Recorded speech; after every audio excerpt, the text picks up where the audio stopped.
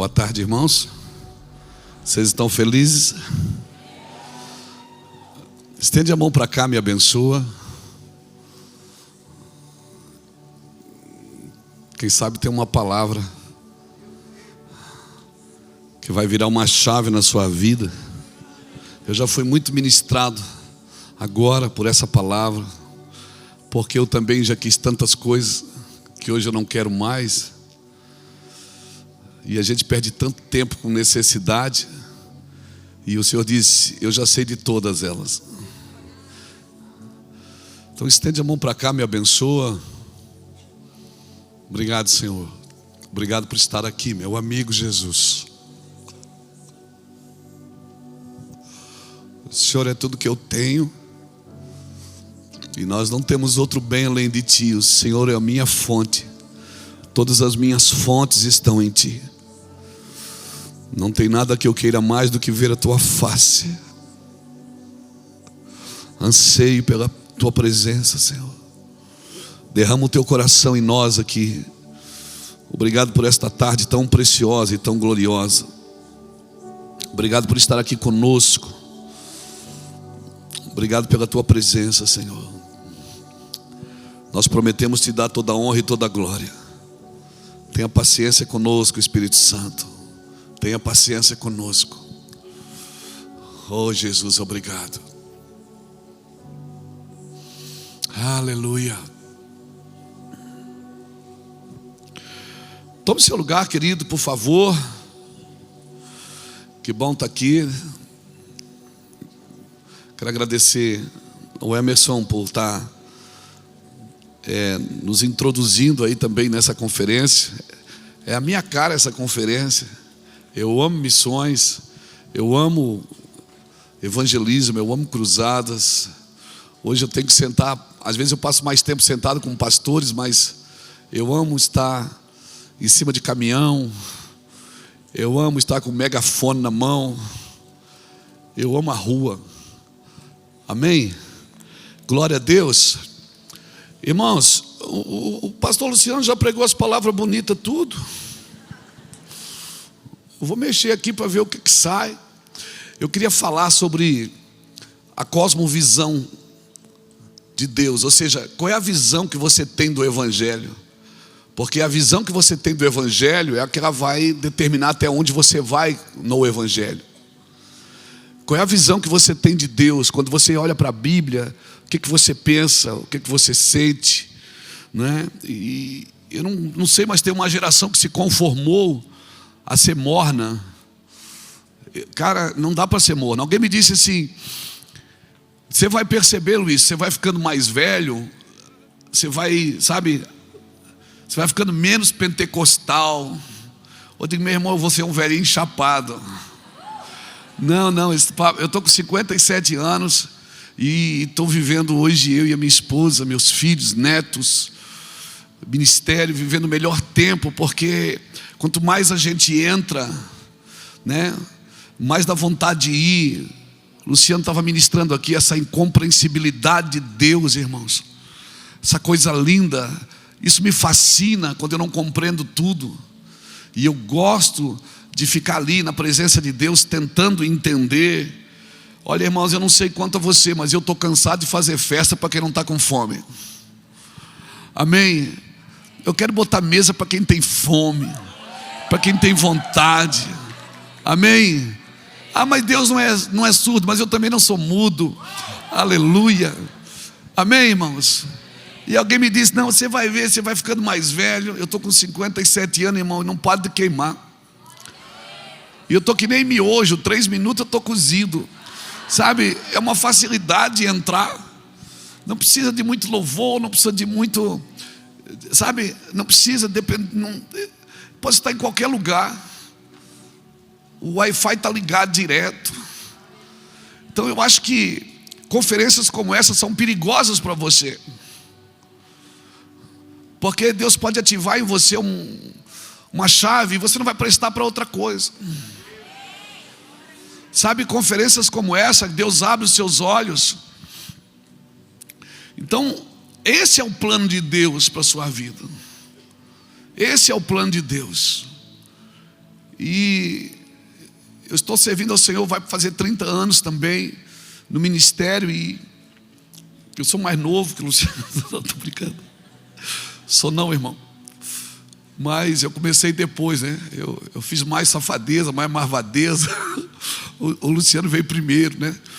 Eu vim depois, não tive muita coisa não tinha muito o que fazer, tive que vir. Tinha uma promessa, tinha um casal de velhos orando, irmão, e não tem jeito, antes de você ser usado, você vai ser profetizado. Eu estou aqui porque eu fui profetizado. Todo mundo que vai ser usado vai ser profetizado. Eu tinha um casal de velhos lá, o seu Hermínio e a dona Hermelina, casal de velhos presbiterianos que oravam e profetizavam, e a gente está aqui, eu e meus irmãos, somos 3 pastores hoje, e às vezes ouvindo o Luciano hoje, eu fico pensando, por que a gente não começou antes? Por que a gente queria tanta coisa? Por que a gente correu tantas vezes para a igreja, para fazer campanhas, para ganhar coisas que já eram nossas? Mas a gente não tinha esse entendimento, mas eu acho que foi uma pegadinha de Deus para a gente também ficar ali, né? Acabava as 7 semanas, a gente fazia mais 7, e mais 7, e mais 7, e fomos ficando, estamos aqui, vai fazer 30 anos. Glória a Deus. Queridos, eu queria deixar uma palavra no seu coração. Eu tenho pregado isso nos últimos dias também, porque Deus costuma me dar uma palavra por mês, e aí eu prego ela para os pastores, depois vou diluindo ela na igreja, não deixando ela mais fraca, mas deixando ela mais clara. E a palavra de Deus não muda. O que muda são as estratégias de crescimento, mas a palavra não muda. A palavra do Evangelho ainda é a mesma. Os fundamentos do Senhor ainda são os mesmos. E não importa em que estado, em que cidade você está, em que denominação você congrega, as palavras do Senhor são as mesmas. Então abra a tua Bíblia comigo em Lucas capítulo 2. Eu quero falar de a visão que te governa, a visão que me governa, a cosmovisão de Deus. O Evangelho todo, para o homem todo, para todos os homens. A coletividade de Deus, porque Deus é uma comunidade de 3, Pai, Filho e Espírito. Deus é nós, façamos nós. E tem coisas que na coletividade ela tem mais força do que no indivíduo. Quando Deus cria, Deus pluraliza. Façamos. A oração que Ele nos ensinou é: Pai nosso, pão nosso. Então a responsabilidade é nossa. E eu queria trazer uma carga então de responsabilidade para a gente. Então, se eu fosse você, olhava para a pessoa que está do seu lado e diga para ela: se você tem juízo, é melhor você ir embora agora.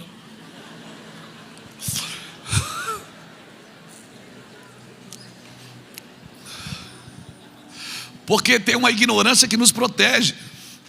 É melhor não saber do que saber e não reagir. É melhor não saber do que saber e não fazer nada. Tiago 4,17 diz: ouvindo alguém, ou melhor, estando na tua mão o poder de fazer o bem e tu não fazes, cometes tu um grande pecado. Então Deus não responde perguntas, Deus responde respostas. É quando eu respondo aquilo que Deus está dizendo. Evangelho para mim é isso. É eu dar uma resposta para aquilo que Deus disse. Então, Lucas capítulo 2, versículo 43 diz assim, 46, diz assim: 3 dias depois o acharam no templo, assentado no meio dos doutores, ouvindo-os e interrogando-os, e todos os que ouviam muito se admiravam da sua inteligência e das suas respostas. Logo que seus pais o viram, ficaram maravilhados, e sua mãe lhe disse: filho, por que fizeste assim conosco? Teu pai e eu aflitos estamos à tua procura. Ele lhes respondeu: por que me procuráveis? Não sabeis que me cumpria estar na casa de meu pai? Algumas traduções até dizem cuidar das coisas do meu pai. Não compreenderam, porém, as palavras que lhe dissera. E desceu com eles para Nazaré e lhes era submisso. Sua mãe, porém, guardava todas essas coisas no coração. E crescia Jesus em sabedoria, estatura e graça diante de Deus e dos homens. Amém? Glória a Deus. Irmão, Jesus com 12 anos, ele já tinha uma cosmovisão formada do que ele foi chamado para fazer, do que ele deveria fazer e aonde ele deveria estar. Na cultura judaica, eles foram levar um sacrifício, o pai sempre fica mais na frente, a mãe ficava atrás com os filhos. E naquele intervalo, Jesus de repente vai com a mãe, vai com o pai, e Jesus sumiu, desapareceu. Eles voltam para Nazaré achando que ele está junto com a comitiva. Quando eles chegam em Nazaré, eles percebem que ele não está. E eles voltam e acharam ele 3 dias depois. E acharam ele aonde? No templo. E perguntaram: meu filho, o que você está fazendo aqui? A gente está 3 dias te procurando. 3 dias a gente está te procurando. Ele disse: gente, o perdido aqui não sou eu.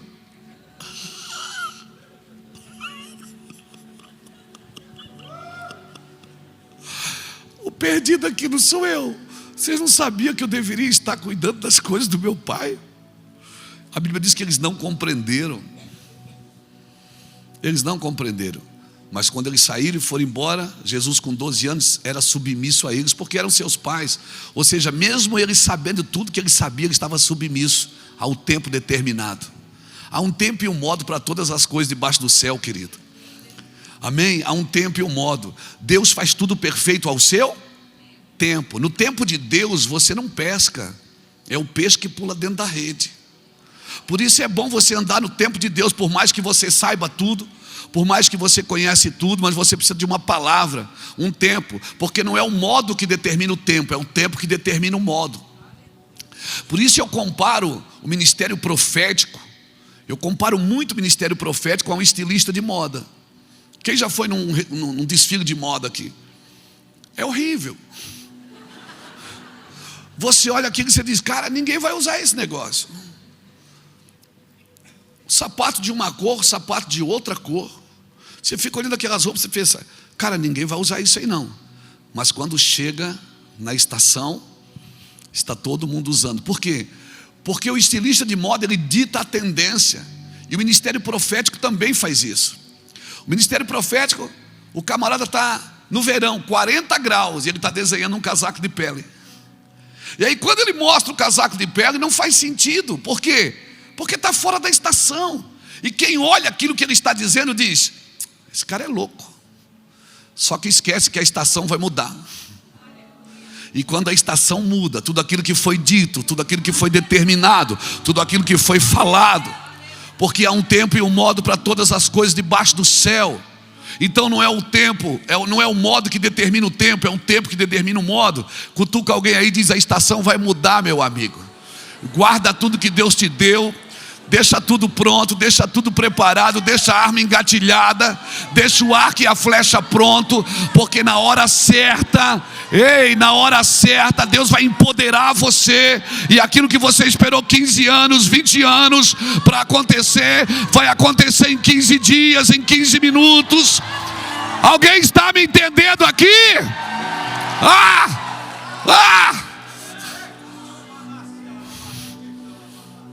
Por isso Jesus sabia o que sabia e se submeteu a quem não sabia.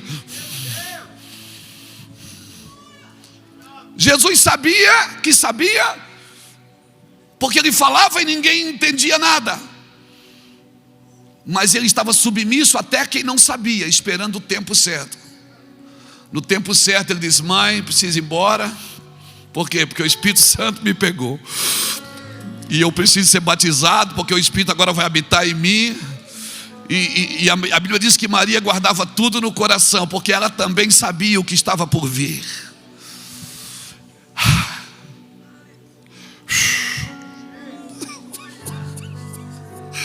A minha oração é que Deus abra os nossos olhos espirituais, para que a gente compreenda o Evangelho, irmãos. O Evangelho não é uma recompensa para os justos.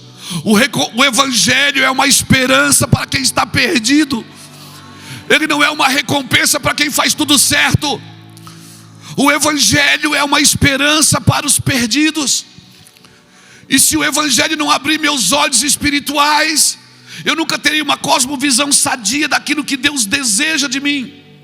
Irmão, João capítulo 9, a Bíblia conta uma história de um cego de nascença. E os discípulos passaram, Jesus está com os discípulos. E os discípulos perguntam: quem pecou? Foi ele ou foi o pai dele para que ele nascesse cego? Jesus disse: gente, não foi ninguém. Por que a gente tem o hábito de focar primeiro no pecado, em vez de a gente focar na esperança?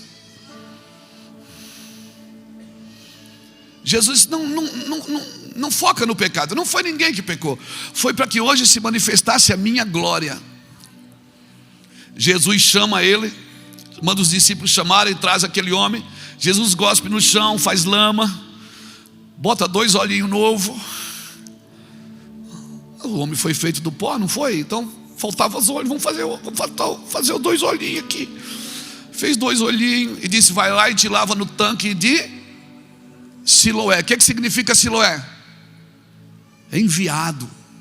Para que você acha que Deus abre seus olhos?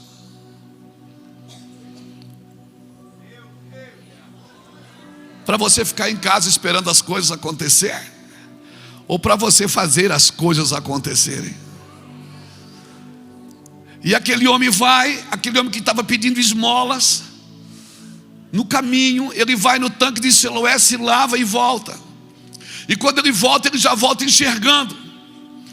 E quando ele enxerga, ele encontra alguns amigos no caminho. Os amigos dizem assim: você não é o cego? Ele disse: eu era o cego, mas agora eu estou vendo.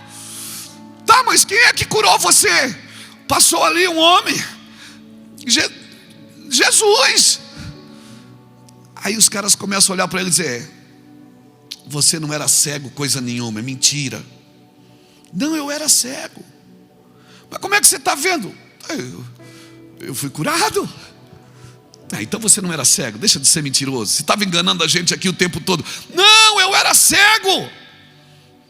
Eu sempre fui cego.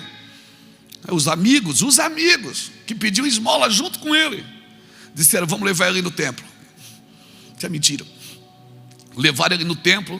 Chegou lá, os sacerdotes perguntaram: você era cego? Ele disse: eu era, mas agora eu estou vendo.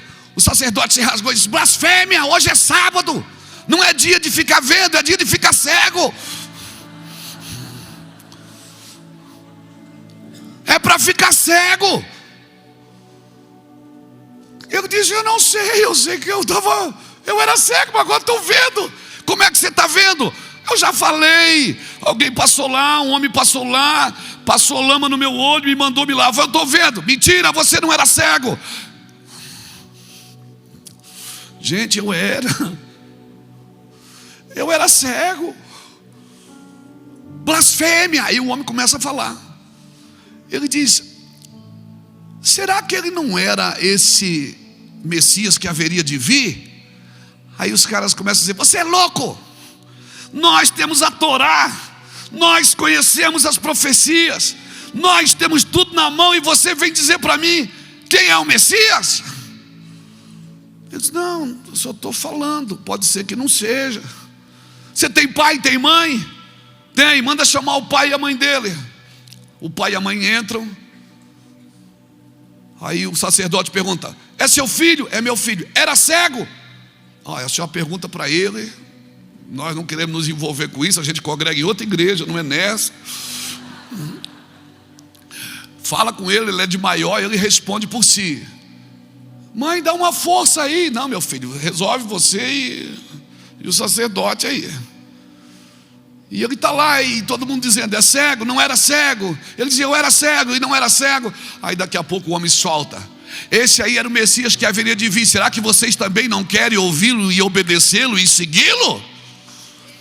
Blasfêmia! E expulsaram o cara do templo. Moral da história: enquanto ele era cego, ele não tinha problema com ninguém. Quando ele começou a enxergar, ele teve problema com os amigos, com a religião e com a família. A minha pergunta é: você quer continuar cego? Ou você quer ver o que Deus tem para a sua vida nos próximos dias? Porque se você vem numa conferência missionária, você vem para ser despertado. Despertado para quê? Para saber mais? Saber mais? Para quê? Moral da história: o cara era cego, pedia esmola, não incomodou ninguém. A hora que ele começou a enxergar e ver o plano eterno e conhecer sobre o Messias, expulsaram ele. Aí ele está lá sozinho. Quem é que aparece? Quem é que aparece, irmão? O Nazareno, o surfista da Galileia, aquele que anda sobre as águas, o filho da irmã Maria. Chega lá e pergunta assim: daí, o que aconteceu? Ele diz: não, eu estou enxergando, estou pagando um preço, só porque eu estou vendo. E aí Jesus pergunta: tu crê no Filho do Homem? Ele disse: eu creio. Onde ele está para que eu creia? Jesus disse: é isso que fala contigo. Ele se prostra e Jesus abençoa ele. E Jesus disse: eu vim para aqueles que pensam ver se tornem cegos, e aqueles que são cegos comecem a ver. Então se prepara, porque Deus vai abrir seus olhos e vai mostrar o plano eterno para você, o plano das nações, o que Ele quer de você para o mundo. Como você pode contribuir com a sua vida, com a sua família, com os seus negócios, com a sua sabedoria, com a sua intelectualidade. E aí Jesus diz: eu vim para aqueles que não veem, comecem a ver, e aqueles que pensam ver se tornem cegos. Aí tem algumas pessoas do lado disseram: você está chamando a gente de cego? Nós somos filhos de Abraão. E ele disse: se vocês fossem filhos de Abraão, vocês teriam visto o que Abraão viu, porque Abraão viu o meu dia e glorificou. Então se preparem, queridos, são dias que Deus está abrindo os olhos. Você não vai mais correr atrás de necessidade, você não vai mais se frustrar na igreja. Até porque é interessante que a gente se frustre, porque um povo que não se frustra, um povo que não sofre, um povo que não passa por pressões, é um povo fraco. Bota feijão numa panela. Quem cozinha feijão aqui sabe? Bota feijão numa panela comum, leva quanto tempo para fazer? 4 horas. Bota numa panela de pressão, leva quanto tempo? Meia hora. Quem vive na pressão come primeiro. Quem vive na pressão. Ei, você pensa que a pressão não é Deus preparando você para aquilo que está por vir? Deus tem um plano e um propósito para a sua vida. O plano pode mudar, mas o propósito não muda. Os fundamentos não mudam nunca. Os planos mudam, irmão. Eu sei os planos que eu tenho para vós, planos de paz e não de mal, para vos dar uma esperança e um futuro. O propósito de Deus não muda, o fundamento do Senhor não muda, a mensagem do Evangelho não muda. O que muda são os nossos planos. Os planos podem mudar, por isso que a Bíblia diz em Romanos 8, 28, que todas as coisas concorrem para o bem dos que amam a Deus e andam segundo o seu propósito. As coisas de Deus só contribuem comigo quando eu ando segundo o seu propósito. E o único lugar de descobrir o meu propósito é nele. Amém? Propósito é nele. Irmãos, e sabe o que eu aprendi? A palavra prótese, ela vem da palavra propósito. Quando alguém perde um membro do seu corpo, ela põe uma prótese. Para quê? Para que continue funcionando. E funciona, só não está ligada na cabeça. Então tem muita coisa no corpo de Cristo que funciona, mas que funciona como prótese. Não tem a ordem da cabeça. Por isso, o que é que eu faço quando eu perco o propósito? Eu preciso voltar para o propósito. E o único lugar é o lugar que o Luciano deixou claro para a gente aqui hoje. É o lugar em Deus, irmãos. Nada pode substituir. Não é informações sobre Jesus que vai transformar uma geração. Não, mas eu estou estudando, eu também estudo. Todos nós estudamos. Mas Deus não se estuda, se experimenta. Provai e vede que o Senhor é bom. Porque depois que você provar, você vai querer estudar tudo sobre Deus, você vai querer mergulhar nas Escrituras. E se você não está disposto a ouvir a voz, não adianta estudar letra, porque só saber quem Deus é não é suficiente. Eu preciso conhecê-lo na sua intimidade e desejá-lo na sua intimidade.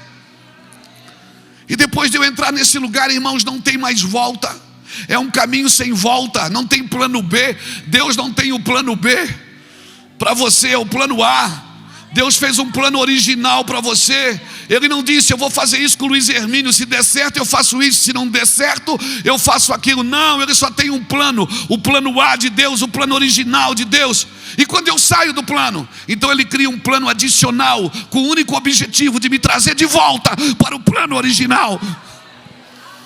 Deus tem um plano original para cada um de nós. O que Deus tem para mim já está criado no Espírito, não está materializado. Essa é a forma de Deus me trazer para perto, para estar junto. Mas eu preciso enxergar o plano eterno. Isso é cosmovisão, irmãos. Nós passamos tanto tempo jogando pedra no Egito, jogando pedra na Babilônia, e a gente esquece que pode acertar a cabeça do irmão José. E foi Deus que levou o irmão José para o Egito.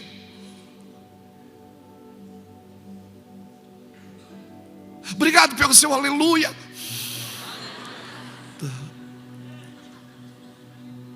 A gente vai se dar bem até o final. A gente vai se dar muito bem. Nós precisamos conhecer os planos eternos de Deus. O plano global de Deus, ele vem antes do meu plano individual.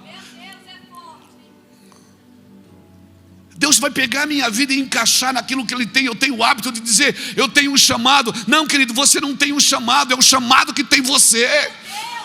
Não, mas eu tenho uma missão. Não, você não tem uma missão, é a missão que te tem, é a missão que te pegou para ela. Porque se você achar que é seu, você vai fazer do seu jeito. E só tem um jeito de Deus te usar, do jeito dele. Eu orava e dizia, Deus me usa, até porque uma pessoa me ensinou, disse, pastor, irmão Luiz, ora assim, Deus me usa, eu falava tanto me usa, que doía aqui os maxilares. E um dia o Senhor bradou e disse, Luiz, eu só posso te usar se você não me usar. E eu percebi que eu estava usando Deus em algumas coisas. Irmãos, nós nos movemos por prazer, por necessidade ou por propósito. O bom de se mover por propósito é porque você não vai viver em necessidade e vai achar prazer dentro do propósito. Vai achar prazer. Porque quando Deus pergunta, Adão, onde é que você está? Não é porque Deus não sabe. Deus sabe onde a gente está. Quando Deus pergunta para você onde você está, é porque você não sabe onde você está. Nós precisamos desse lugar, irmãos. Planos mudam, propósitos não. O plano muda, hoje você está aqui, amanhã você está lá. Eu comecei ali em Itajaí na tarde da bênção, pregando na tarde da vitória. Hoje a gente viaja um mundo pregando o Evangelho, porque o plano, o cenário muda, mas o propósito não muda, irmãos. A Bíblia diz em Atos 16, capítulo 16, que Paulo e Silas, todos os dias, eles iam a caminho de oração. Todo dia eles iam a caminho de oração. Todo dia Paulo e Silas iam orar. E ia uma mulher atrás dizendo, que homem abençoado, que homem ungido. Meu Deus, que unção, que glória. Aquilo incomodava Paulo. Sabe o que me incomoda às vezes nas escrituras? É que os homens de Deus, eles celebravam quando eles eram perseguidos, e eles repreendiam quando eles eram elogiados. Perigoso, não é? E aquela mulher ia dizer, meu Deus, que homem ungido, que unção, que poder, que glória. Oh Deus, e fogo. Um dia Paulo parou e disse, eu te repreendo, cale a sua boca. E aquela mulher, ela foi liberta. E porque ela foi liberta, ela deixou de dar lucros aos seus senhores. E porque ela deixou de dar lucro aos seus senhores, eles sentenciaram Paulo e Silas, que foram açoitados em praça pública e depois presos em cárceres interiores, no meio da cadeia. E eles iam todo dia. Sabe, aquele dia Deus mudou o plano. Eles iam todo dia orar, no mesmo lugar, todo dia, no mesmo horário. Era uma rotina deles. Aquele dia Deus disse: "Ô meus filhos, hoje eu vou levar vocês para a cadeia." Mas chegou perto da meia-noite, Paulo, eu creio, né? Deixa eu conjecturar aqui com você um pouquinho, eu gosto. Eu creio que Paulo olhou para Silas e disse: "Silas, está tudo bem? Está tudo bem. Apanhou muito? Apanhei. E você também, rapaz, estou todo lanhado. Ô Silas, dá um dó maior aí." Para quê, Paulo? Vamos cantar, vamos adorar. A gente não estava indo para adoração. Não é porque mudou o cenário, não é porque mudou o plano hoje, a gente vai deixar de fazer o que nós fomos chamados para fazer. Silas, dá um dó maior aí. E eles começaram a cantar. E a Bíblia diz que as estruturas da cadeia começaram a sacudir. As correntes começaram a cair, irmãos. Meu Deus, como eu amo crente assim. Sabe aqueles caras que eles não desistem nunca. Eles não desistem nunca, nunca. Eles desistem, eles são um problema para o inferno. Aqueles caras que crescem na pressão, crescem na dificuldade, que da tristeza saltam de alegria, que das trevas nascem a luz. E Paulo e Silas começaram a cantar, porque aquele dia mudou o cenário, mas não mudou o propósito de Deus na vida deles. Então a minha pergunta é: se Deus tiver que mudar o cenário, se um dia você está indo para a igreja e naquele dia, naquela semana você vai ter que ir para o hospital, e naquele dia você pode estar vivendo talvez os dias mais difíceis da sua vida, a nossa resposta é como respondemos. Será que o nosso evangelho ainda não está um pouco na alma, irmãos? Nós vivemos aflitos, vivemos cheio de dificuldades, cheio de problemas. Nós vivemos numa geração que tem muitas ideias, mas poucas direções. Particularmente, eu tenho uma ideia a cada 10 minutos. Se eu for fazer tudo que eu tenho vontade, eu precisava de mais uns 100 anos de vida. Mas nós vivemos numa geração que tem pouca direção. E só quem pode dar direção para a nossa vida. Talvez você olha para você e diz assim: eu estou ficando velho. Como é que eu vou fazer aquilo que Deus me chamou? Eu já passei da idade. Não, meu irmão, você não passou da idade. Você vai ver nas escrituras, por exemplo, que a maioria dos homens que foram usados por Deus foi depois dos 40, depois dos 50. O jovem Noé, com 600 anos, começou a construir um barco. Então a gente tem que parar de começar a dar desculpa e começar a fazer alguma coisa. Amém, irmãos? Começar a buscar o Espírito Santo, porque Deus não precisa de você sem o Espírito Santo. Deus não precisa de você sem o Espírito Santo. E quem é bom de argumento é ruim de arrependimento. Está na hora de eu botar minha empresa no negócio, está na hora de botar minha cabeça no negócio, minha família no negócio. Eu entrei para morrer, irmão. Eu vou morrer aqui, não é hoje, mas eu vou morrer nesse lugar aqui. Esse é o meu lugar. Eu não posso reclamar daquilo que eu escolhi para viver, daquilo que o Senhor me chamou para viver. O problema é que nós queremos que o evangelho encaixe nas nossas vidas. Não, irmão. O evangelho é uma contracultura. Amém? Amém, irmãos? E nós estamos esperando um avivamento. O avivamento vai vir. O avivamento vai vir. Deixa eu te falar uma coisa. A espera por um avivamento coletivo não pode ser mais uma desculpa para mim não viver um avivamento pessoal. Eu tenho que viver um avivamento pessoal na minha casa, no meu lar, na minha família. E se eu não chorar, eu vou provocar o choro. E se eu não sentir angústia, certamente Deus vai se encarregar disso. Porque isso é evangelho, irmãos. Essa contracultura, tudo que nós vivemos. E a terra não pode compreender isso. A terra não pode compreender isso. E se nós perdermos a capacidade de enxergar o óbvio, uma geração que perde a capacidade de enxergar o óbvio, ela perde o evangelho de vista, irmãos. Ela perde o evangelho de vista. Faz quanto tempo que você não anda sobre as águas? Não me olha assim não. Quanto tempo faz que você não tira uma moeda da boca de um peixe?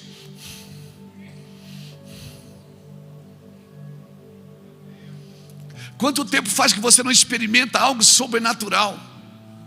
Por quê? Porque a gente não provoca. Eu provoco. Quem aqui já foi no... Quem aqui acredita que Deus pode ressuscitar um morto? Quem já foi no velório orar por um? Viu? Não é fé que nos falta, é coragem. Quem acredita que um peixe engoliu um homem? 3 dias na barriga do peixe, irmão. O peixe vomita esse cara vira missionário. Porque não tem coisa melhor do que fazer a gente obedecer do que a barriga do peixe. Quem acredita nisso? Você acredita mesmo nisso? Quem acredita, irmão, que um velho de 100 anos foi pai?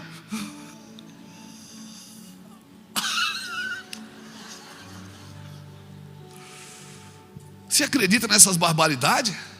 E por que você acredita que pode acontecer com os outros e não pode acontecer com você? Por quê, irmãos? Eu vou falar uma loucura que depois vocês editam. Quem aqui tem esperança da eternidade?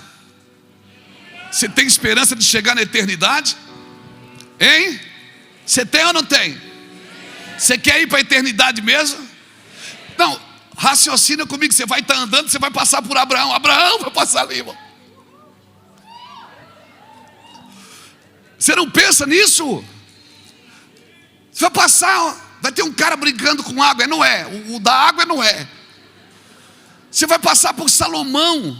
Irmãos, eu tenho uma lista de perguntas para fazer para meus amigos. Já imagina, você vai chegar na eternidade. Eu brinco com a Iraci, com a minha esposa, digo, amor, a gente vai se encontrar na eternidade. Eu vou passar por você e vou dizer, a paz do Senhor, irmão, tudo bem? Tua irmã, lembra de mim? Nós dois lá na terra, lembra? Ô, mistério. Porque talvez não vai ter o sentimento, né, Luciano? Mas Deus não vai tirar a sabedoria, né? Não. Imagina, eu tenho um monte de perguntas para fazer para os caras do Velho Testamento. Tenho.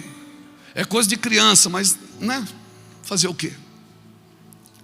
Eu quero perguntar assim, chamar. Imagina, eu vou estar na eternidade, eu quero dizer assim, Abraão, como é que é ser pai aos 100 anos? Explica para a gente. Eu quero perguntar para Salomão, Salomão, 1000 esposas. A gente com uma só é uma guerra, uma luta. E você tinha 1000, meu amigo. Como é que você fazia, meu irmão? Eu quero perguntar para Davi, Davi, você era terrível, mas Deus te amou tanto, te amava tanto, te chamava de um homem segundo o seu coração. Eu quero perguntar para Elias, Elias, você foi corajoso, subir no monte sozinho. Como é que foi isso? Mas eu também creio, você pode achar bobeira, mas eu não acho. Eu creio que eles vou estar lá na eternidade, eles vão olhar para mim e dizer assim, Luiz Hermínio, você fez um monte de pergunta para a gente queria fazer uma pergunta para você também. Não, pode perguntar, eu estou de boa hoje, não vou pregar. Pode falar, pode conversar. Luiz, tudo que você perguntou a gente respondeu. A gente queria fazer uma pergunta para você. Como que é ter o Espírito Santo habitando dentro de você? Porque isso a gente nunca experimentou. Como que é ter Deus 24 horas por dia morando dentro de você, ouvindo você e você ouvindo Ele? Você está me entendendo aqui, Brasil? E se hoje ouvires a voz do Senhor teu Deus, meu Deus, você tem o céu habitando aí. E o céu está pedindo uma resposta. E você não veio nessa conferência para ter anotações no seu caderno, porque isso não é guardar a palavra. Guardar a palavra não é só fazer anotações, escrever livro. Guardar a palavra é vivê-la na íntegra, é praticá-la dia a dia. Levanta essa mãozona e solta esse leão que está aí dentro.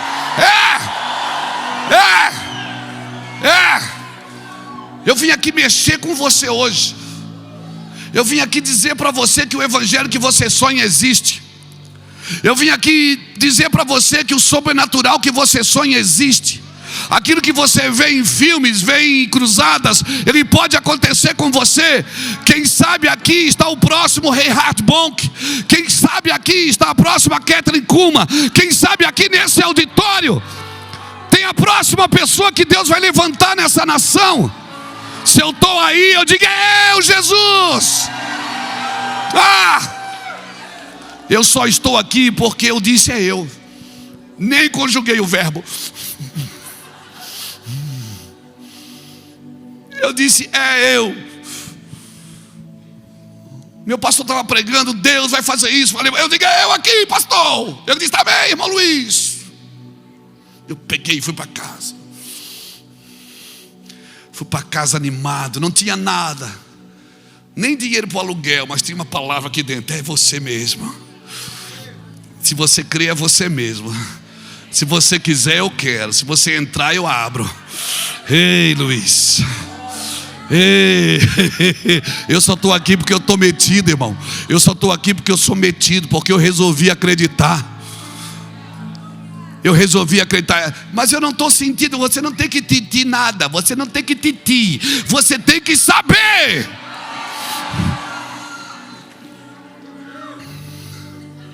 Aleluia. Aleluia. Está ficando bom. Porque convicção você não ensina. Vamos fazer o seminário da convicção. Não, convicção ou você tem ou você não tem. Agora, se você tem, você começa a influenciar todo mundo que está perto de você. Todo mundo vai querer ter o que você carrega também. Aleluia. Convicção é isso. É algo que queimou você de dentro para fora e não tem mais volta.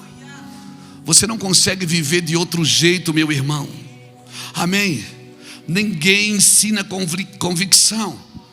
Convicção é um sentimento que você resolveu crer. Eu resolvi crer. Tem crente que passa pela gente e pergunta: e aí, pastor Luiz, como é que está a luta? Eu disse: que luta? A sua. Eu digo: a minha? Ô, pastor, não quero incomodar. Eu disse: rapaz, nem o diabo me incomoda. Você quer me incomodar? Você não me incomoda, fica tranquilo. O problema é que nós criamos, sabe, um caminho que como se Deus estivesse devendo alguma coisa para a gente. Meu irmão, eu estava perdido. Eu estava perdido com um casamento miserável. Talvez as minhas filhas hoje não fossem pastoras, fossem prostitutas. Talvez os meus filhos hoje não fossem atleta, não fossem homens de Deus, fosse alguém que ia continuar no mundo das drogas. Então eu não preciso de mais ninguém falando nada. É só olhar para dentro da minha casa. Eu já vi a mão de Deus. Como não dar uma resposta para isso?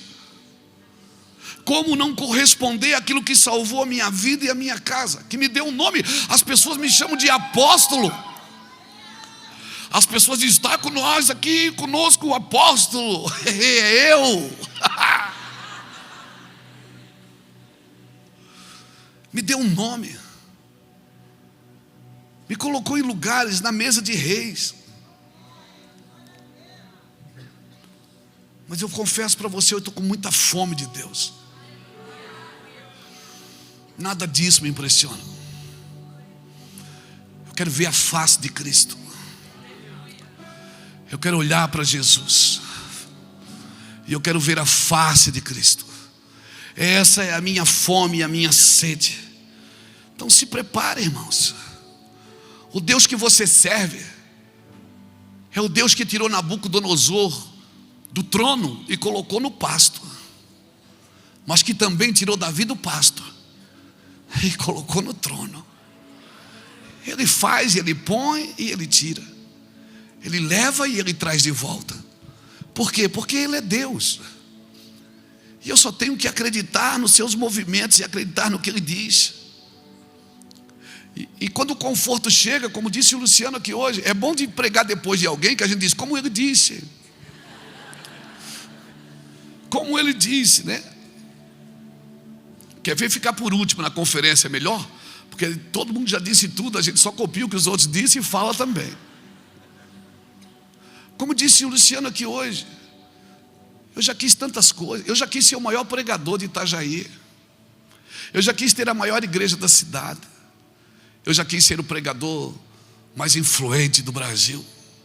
Hoje eu não quero nada, irmão. Eu só quero envelhecer com saúde, ficar com o meu Jesus. Por quê? Porque a gente diz, quando eu tiver aquilo eu vou ser feliz. Não vai.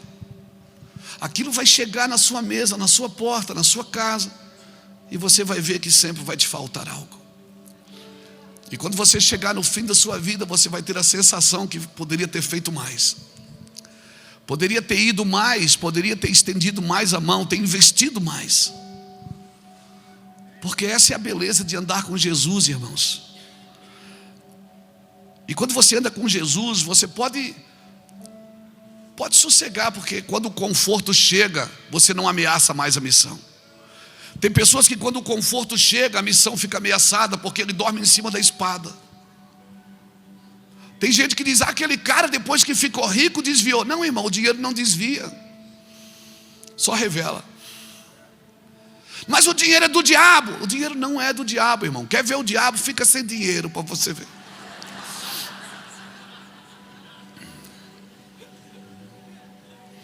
O que é do diabo é o amor ao dinheiro. Mas aquele cara, ele era crente, depois que ele ficou famoso, ele desviou. Irmão, a fama não desvia, ela só revela. Alguém me perguntou, você não tem medo da fama? Eu digo, não, eu tenho uma causa para ela.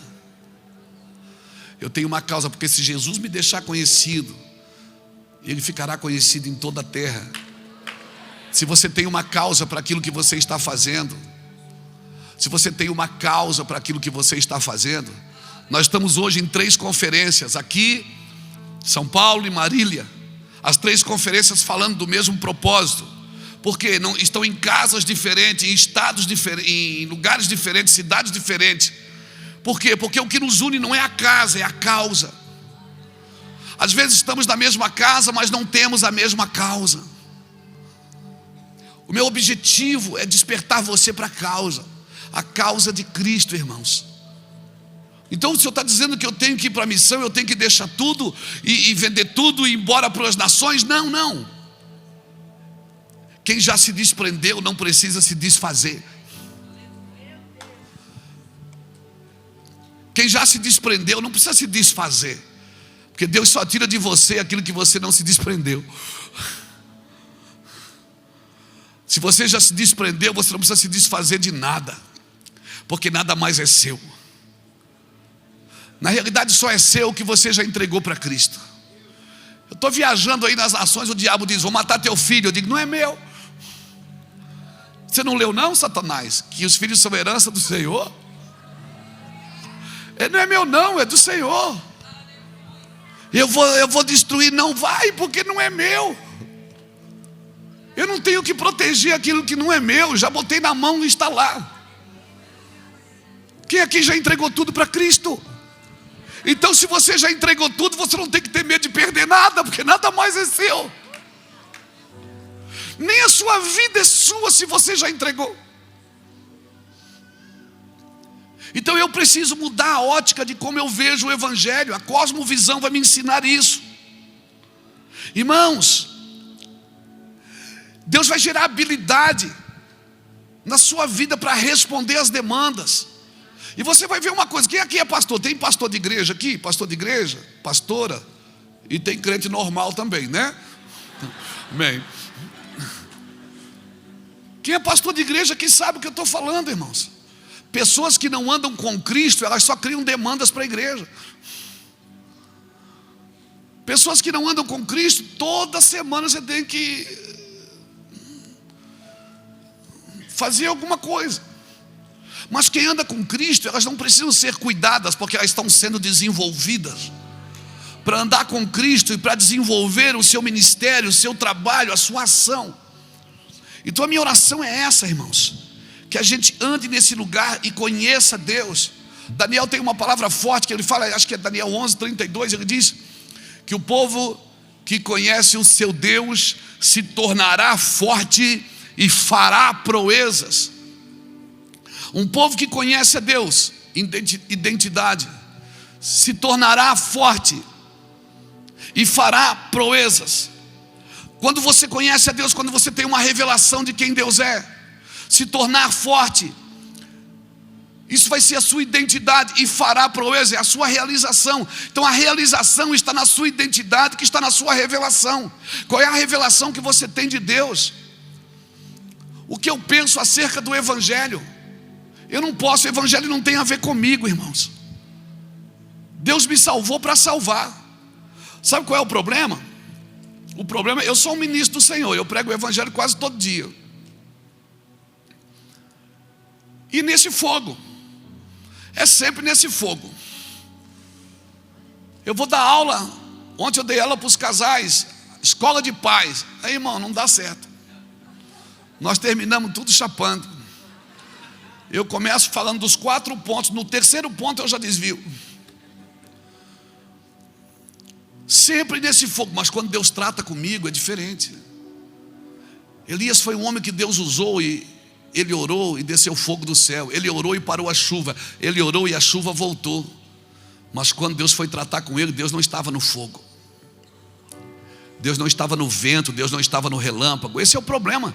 A gente quer que Deus trate com a gente da mesma forma que nos usa para os outros. Deus nunca vem para você do mesmo jeito que usa você para alguém. Tem um cecílio de Deus que é para você e para Deus, só vocês dois entendem. É nesse lugar que está o fire. É nesse lugar que está o fogo. Porque não é o Deus que fala através de você, é o Deus que fala com você. Amém, irmãos? É o Deus que fala com você. Glória a Deus. Então eu preciso entender o propósito da minha vida. Senão eu vou ficar colocando próteses para que funcione. E Deus não te chamou para trabalhar para Ele, Deus te chamou para estar com Ele. O trabalho é só o extrato da intimidade com Ele. O trabalho é só o extrato, e não adianta. Não adianta eu tratar Deus como na terceira pessoa para que eu imponha respeito para quem me ouve. Não, irmãos. Você não trata Deus na terceira pessoa, assim como você não trata a sua esposa na terceira pessoa. Eu tenho foto da Iraci dentro da minha Bíblia. Mas quando eu chego em casa, eu não quero a foto, irmão. Quando eu chego em casa, eu não pego a Bíblia e diz: paz do Senhor, minha irmã, nesta noite Deus vai te dar vitória. Não, irmão. Não é desse jeito. Porque na intimidade você não prega para Deus. Na intimidade é você e Deus e mais ninguém. E a gente está procurando que alguém ponha a mão na nossa cabeça e nos transfira alguma coisa. E eu acredito muito nisso. E a gente pode orar por isso. E eu gosto. Só que não é esse lugar que Deus tem para você. O lugar que Deus tem para você é um lugar só seu e dele. E ali você não vende nada para Ele. E ali você não precisa nem mudar a voz. Oh Deus, não precisa. Não precisa nem com eco. Não precisa de eco. Não precisa empolar o peito, mudar a voz, fazer promessa. Não precisa. Na realidade é melhor nem falar. Porque oração não é para dar ideia para Deus, é para ouvi-lo. Ouve Israel, Senhor. Oração você vai para ficar quieto. Para ficar quieto, deixar Deus construir em seu espírito a ideia dele, como Ele deseja que sejam as coisas. Por que você acha que aquele homem de Mateus 13:44 comprou o campo? Por que, irmãos, que ele comprou um campo? Porque ele achou uma pedra preciosa naquele campo. E se ele achou na superfície, ele pensou: cara, se eu garimpar aqui, eu vou achar muito mais. O problema, irmãos, é que depois de um tempo, a gente para de garimpar e a gente começa a dar mais ênfase ao campo do que aquilo que a gente achou nele. A sua prioridade não é o campo. A sua prioridade é aquilo que você encontrou nele. Amém, irmãos? Entenda isso, porque isso vai mudar as nossas vidas e a nossa percepção missionária, a nossa forma de ver as coisas. Sabe, as pessoas que você não gosta delas, Jesus quer salvar elas. Essa que você pensou nela agora, pensou na hora, é o 01 da mente. Eu também pensei no 1 que me odeia, mas Jesus também quer salvar todo mundo, irmão. As pessoas que você odeia elas, Jesus quer salvar elas. Jesus não tem problema com essas pessoas que você não gosta delas.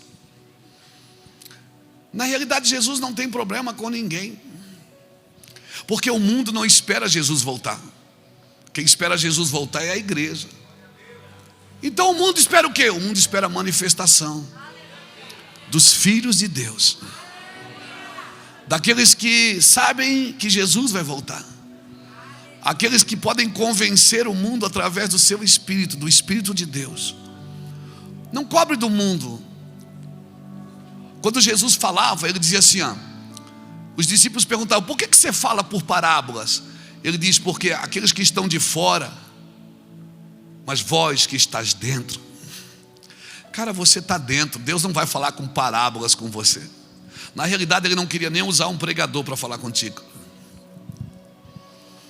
mas a gente ainda prefere: fala tu, Moisés, e ouviremos, mas não fale Deus, para que não morramos. Isso acontece com quem não quer ouvir a Deus, porque quando você ouve a Deus, você morre mesmo. Fala tu, Moisés, e ouviremos. Então é muito melhor ouvir um pregador. Pô, eu podia estar curtindo hoje o feriado. É muito melhor ouvir um pregador do que a gente parar para ouvir a Deus, porque a gente morre. Deus não pode usar alguém que está vivo. Deus não vai derramar a sua glória em alguém que ainda está vivo. E eu vou te falar uma coisa: pastor, mas é difícil. Eu vou te falar uma coisa, guarda isso no seu espírito. Todo homem e toda mulher que anda no poder de Deus tem um estilo de vida arriscado. Todo homem e toda mulher que anda no poder de Deus tem um estilo de vida arriscado. E a gente quer compreender, a gente quer estudar Deus, quer abrir Deus no meio e fazer a anatomia de Deus. Vamos estudar Deus. Quantas pessoas já leram a Bíblia toda, irmão, e não conhecem a Deus? Nunca deram um cheiro nele, nunca viveram com Deus, nunca conversaram. Eu amo conhecimento, porque sem conhecimento o meu povo perece. Eu amo estudar, mas eu vou te falar, depois que você estar com Deus, você vai ter vontade de estudar tudo.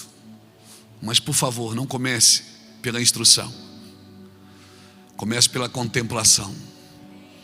Tudo que Deus faz primeiro é prioridade. Salmo 27:4, Davi diz: uma coisa eu pedi ao Senhor e a buscarei, que eu possa estar na casa do Senhor todos os dias da minha vida, para contemplar a sua formosura e para aprender no seu tempo. O que é que vem primeiro, contemplar ou aprender? Contemplar. Depois de contemplar, aprender fica leve, fica fácil, fica gostoso. No princípio criou Deus os céus e a terra. O que é que Ele fez primeiro? Então o céu é prioridade. Cara, quando nós entendermos isso, a missão vai ficar clara, a igreja vai ficar clara, meu propósito vai ficar claro.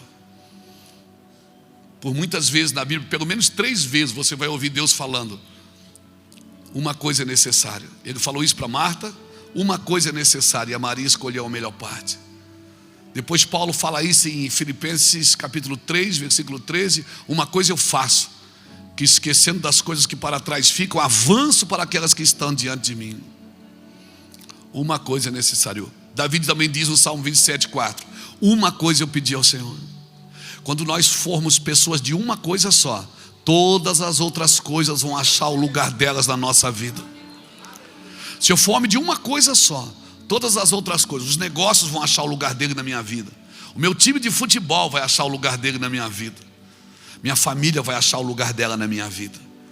Tudo que eu faço vai achar o lugar, mas eu preciso ser um homem sucinto, preciso e conciso. Eu preciso ser este homem de uma coisa só. Por isso Jesus não estava perdido, com 12 anos. Quem estava perdido é quem não entendia, porque ele tinha respostas para tudo que lhe perguntava. Para tudo que lhe perguntava. Ele não estava perdido, ele só estava esperando o momento certo, que céus e terra iam se encontrar nele. E nós cantamos isso.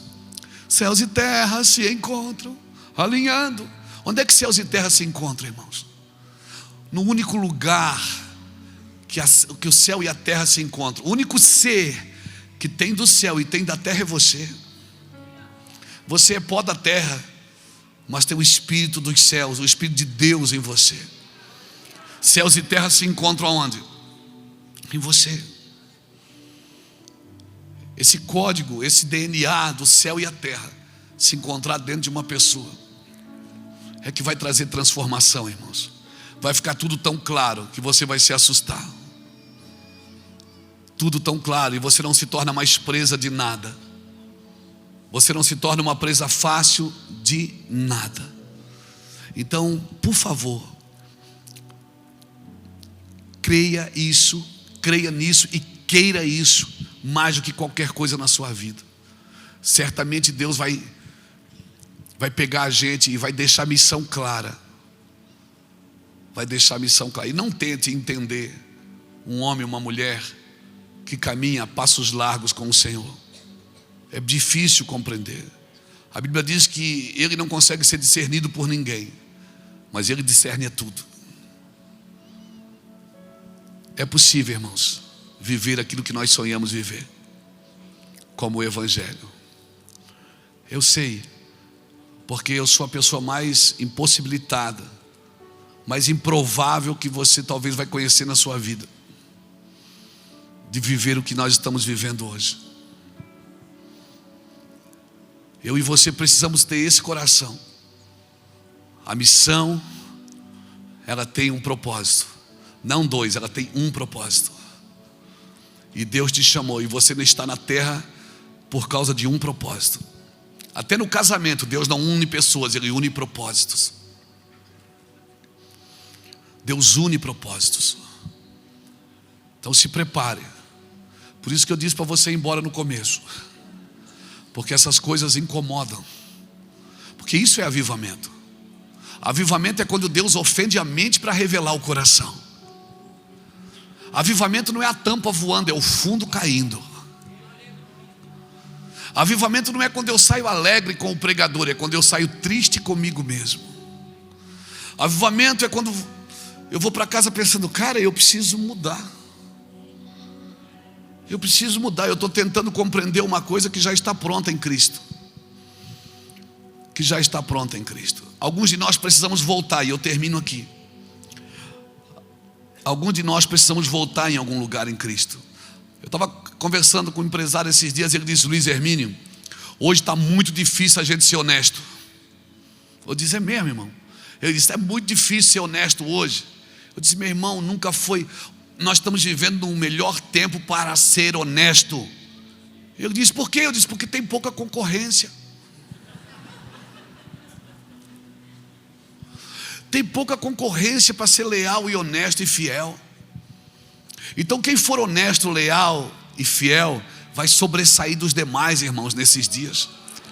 Porque o povo vai cansar de mentira, irmãos. O povo vai cansar de engano. E não pense que o mundo vai mudar. O mundo vai ficar pior, mas os amigos de Jesus vão melhorar sim. Os amigos de Jesus, eles vão melhorar e vão melhorar muito.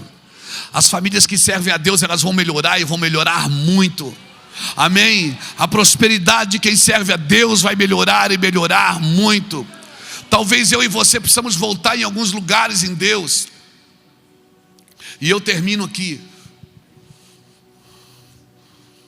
Um dia, Natã entrou no palácio e foi conversar com Davi. Ele disse, Davi, deixa eu te contar uma história, Davi. Tinha um homem pobre que tinha uma ovelha. Uma ovelhinha só esse homem pobre tinha. E tinha um outro cara que tinha um monte de ovelha. Davi se acredita que aquele homem que tinha um monte de ovelha pegou a ovelhinha daquele que só tinha uma ovelhinha, mataram a ovelha. Davi enfurecido, ele levanta do trono e ele diz assim: tem que matar esse miserável, esse homem tem que morrer, porque o melhor lugar para você esconder os seus problemas é no problema dos outros. O melhor lugar para esconder os nossos pecados é no pecado de alguém. Davi pulou e disse: esse homem tem que morrer e tem que devolver 4 vezes mais. Depois você conta quantos filhos de Davi morreram, porque a sentença que você deseja para os outros é o que acontece na sua vida. Morreu Aminon, morreu Absalão, morreu Adonias e morreu o filho da Batseba em 7 dias. E Natan disse: fique tranquilo, você não vai morrer. Natan disse: este homem és tu, Davi. Por que você acha que Natan falou de ovelha, falou de homem pobre? Porque Davi agora estava sentado num trono, ele era rei, mas ele tinha perdido aquele coração lá do pasto, aquele coração de pastor, aquele coração de homem simples, de homem amoroso, carinhoso, de um homem que quando vinha um leão e um urso tirar uma ovelha, ele corria atrás, tirava a ovelha da boca do leão e matava o leão. Ele mesmo falou isso. E agora que ele sentou no trono com cabeça de rei, perdeu o coração de pastor, e agora ele empurra a ovelha para morrer primeiro. Quem sabe nossos corações precisam voltar em alguns lugares, porque a nossa cabeça está boa. Nós nunca tivemos uma geração com tanta inteligência, irmãos. Às vezes eu estou mexendo lá no meu iPad, eu não sei alguma coisa, eu tenho que ter uma crise de humildade e pedir para as netas ou para o filho: o que é que o pai fez aqui? Dá uma olhada. E eles começam a rir. Nós estamos numa geração rápida, acelerada e inteligentíssima. Mas deixa eu te falar uma coisa: não intelectualize a sua fé. A fé não é burra, mas não intelectualize ela. A fé é o firme fundamento. Eu preciso ver o que o Senhor quer que eu veja, e eu preciso ver aonde eu posso ser útil. E eu perguntava a Jesus: por que Itajaí é esse inferno? Por que a minha cidade é a capital das drogas? Por que a minha cidade é a capital da AIDS? Por que a minha cidade? Ele diz: porque vocês não profetizam. Então os pastores daquela cidade começaram a se reunir e a profetizar. E para a glória de Jesus, irmãos, aquela cidade tem mudado. Está entre as 10 cidades com a maior rentabilidade imobiliária hoje. Das 10 cidades com maior rentabilidade imobiliária, das 10 cidades melhor para se viver hoje, 4 são em Santa Catarina. Por que eu estou dizendo isso? Porque os pastores começaram a orar. Então não existem lugares difíceis, existem lugares que ainda não foram profetizados. Eu nunca fui numa nação, e já fui em mais de 50 pregar o evangelho, eu nunca fui numa nação que Deus não estivesse lá. Alguém me diz: ali é difícil. Não, não é difícil, é porque não foi profetizado ainda. Se for profetizado, acontece, irmão. Eu quero declarar: Curitiba, Paraná, sul do Brasil, vocês vão esperar e vocês vão ver. O Rio Grande do Sul vai viver um grande avivamento. Desde menino eu ouço falar do sul do Brasil como uma escola missionária. Irmãos, se preparem, nós vamos viver um grande avivamento coletivo. Mas você já pode começar hoje viver um avivamento pessoal, amém? Fica de pé comigo, como diz o pastor Luciano, para dar a impressão que está acabando. Eu quero orar por você.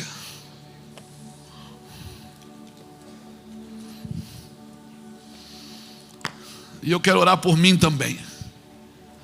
E eu quero declarar em nome de Jesus. Isso vai mudar, irmãos. Mas não coloque suas expectativas em outra coisa que não seja Cristo. Pastor, o que é pecado? Pecado é tudo de bom que não tem Cristo. É tudo de bom que não tem Cristo. Não coloque suas expectativas nos próximos governos.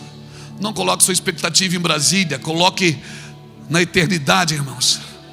Você tem uma missão, você tem uma missão. Pode ser no governo, por que não? Mas você tem uma missão. quero orar por você,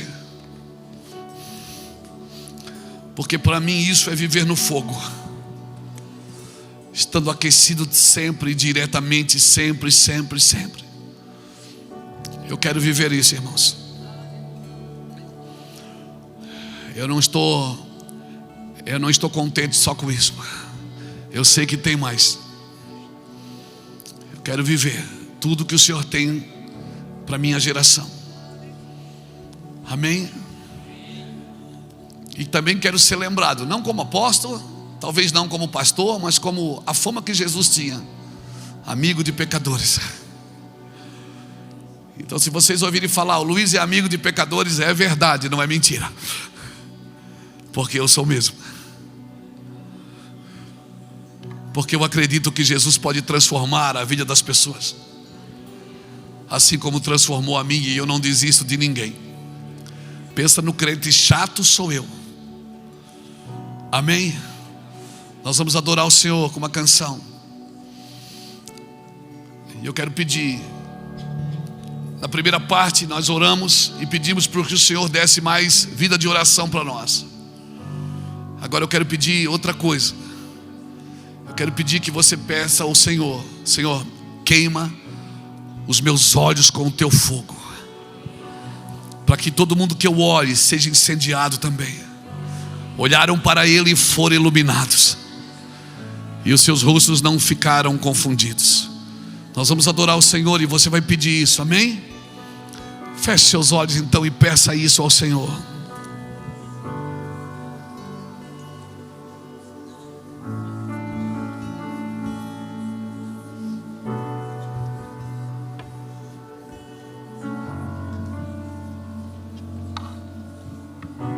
Se você rasgar o céu apenas mais uma vez,